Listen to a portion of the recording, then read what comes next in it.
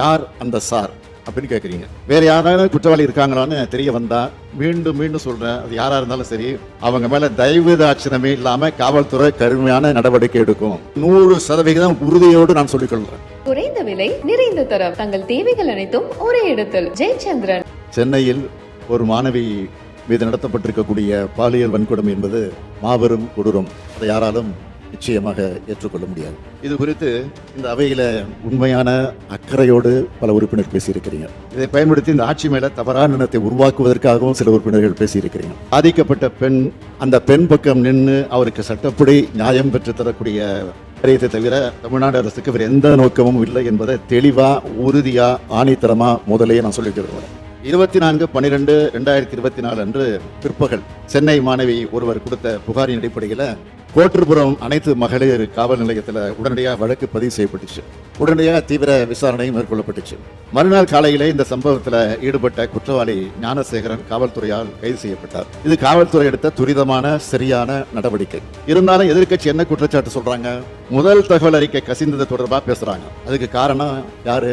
ஒன்றிய அரசின் கீழ் செயல்படுகிற NIC, தேசிய தகவல் மையம். அது நம்ம காவல்துறையால் உடனடியாக சுட்டிக்காட்டப்பட்டு அதற்கு பின்னால் அந்த தொழில்நுட்ப கோளாறும் சரி செய்யப்பட்டிருக்கிறது.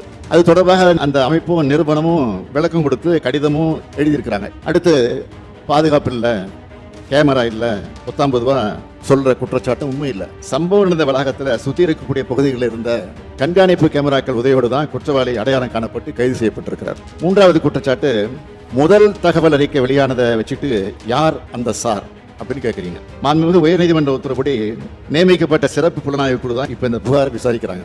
கைது செய்யப்பட்ட குற்றவாளி குண்டர் சட்டத்தின் கீழ் சிறையில் அடைக்கப்பட்டிருக்கிறார்.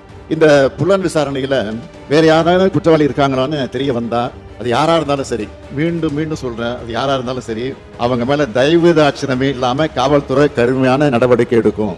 இதை இந்த அவைக்கு 100% உறுதியோடு நான் சொல்லிக் கொள்றேன். நான் எதிர்கட்சிகளை கேட்க விரும்புவது, யார் அந்த சார் அப்படின்னு சொல்லி குற்றம் சாட்டுறீங்க. உண்மையாக உங்கள்கிட்ட அதுக்கு ஆதாரம் இருந்தா உயர்நீதிமன்ற உத்தரவுப்படி அமைக்கப்பட்டிருக்கக்கூடிய அந்த சிறப்பு புலனாய்வு கொண்டு கொடுங்க, சொல்லுங்க. ஆதாரம் இருந்தா அதை யார் தடுக்க போறான்?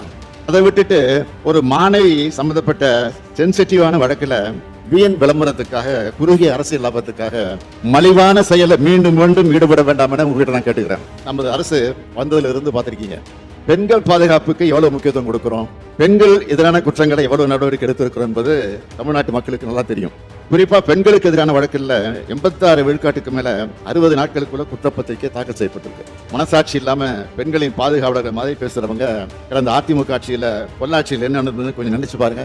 பாதிக்கப்பட்ட பெண்களில் ஒருவர் தனக்கு நேர்ந்த கொடுமையை பற்றி தன்னோட அண்ணன்கிட்ட சொல்லுவார். பிரச்சனைக்குரிய 4 பேரையும் அவரே பிடிச்சு கொண்டு வந்து பொள்ளாச்சி டவுன் காவல் நிலையத்தை ஒப்படைக்கிறார். பாலியல் கொள்ள, ஆபாசமா படம் எடுத்தல், செயின் பறிப்புன்னு புகார் கிடைத்தார். வீடியோக்கள், செல்போன்கள் ஆகியவற்றை 4 குற்றவாளிகளையும் இவங்க ஒப்படைக்கிறாங்க. இதனை பெற்றுக்கொண்ட போலீசார் வழக்கு பதில எல்லோரையும் விடுவிச்சுட்டாங்க. இதுதான் அன்றைய முதல்வர் சார் ஆட்சியில சட்டம் ஒழுங்கு லட்சணம். அது மட்டுமா, பாதிக்கப்பட்ட பெண் கொடுத்த புகாரை அப்படியே குற்றம் செஞ்சவங்கள்ட்ட கொடுத்துட்டாங்க.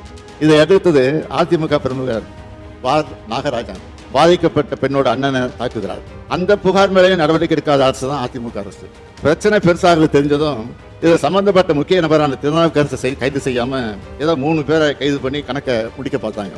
ஆனா CBI விசாரணையில பொள்ளாச்சி சம்பவம் முழுவதுமே அதிமுக பிரமுகர்களால் நடத்தப்பட்டது தெளிவா சொல்லிடுறாங்க.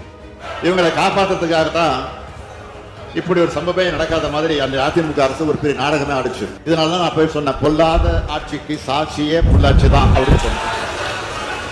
இப்படி பெண்களுக்கு எதிரான ஆட்சி நடத்திய சாருங்கெல்லாம் பேட்ஜ் அணிஞ்சிட்டு வந்து உட்கார்றாங்க. இந்த வழக்கு பத்தி பாஜகவினர் புதுவெளியில பேசியிருக்கிறாங்க, தொடர்ந்து பேசிட்டு இருக்கிறாங்க. பாஜக கதையெல்லாம் சொல்லி இந்த அவையுடைய மாண்பை குறைக்க நான் விரும்பல. திராவிட மாடல் ஆட்சி மகளிருக்கான ஆட்சி. கட்டணமில்லா விடியல் பேருந்து பயணத்தை தொடங்கி கோடிக்கணக்கான மகளிருக்கு உரிமை தொகையை உறுதி செஞ்சு கல்லூரிக்கு வரும் அரசு பள்ளி மாணவரை புதுமை பெண்களாக வளர்த்தெடுக்கிற ஒரு ஆட்சி. எனவே மகளிருக்காகவே நாள்தோறும் திட்டங்களை தீட்டி அவங்களுடைய பேராதரவோடு செயல்பட்டு வர இந்த அரசு, எனவே இந்த அரசு மேல அடிப்படை இல்லாத குற்றச்சாட்டுக்களை சுமத்தி அதன் மூலமாக களங்கப்படுத்தலாம்னு சிலர் நினைக்கிறாங்க.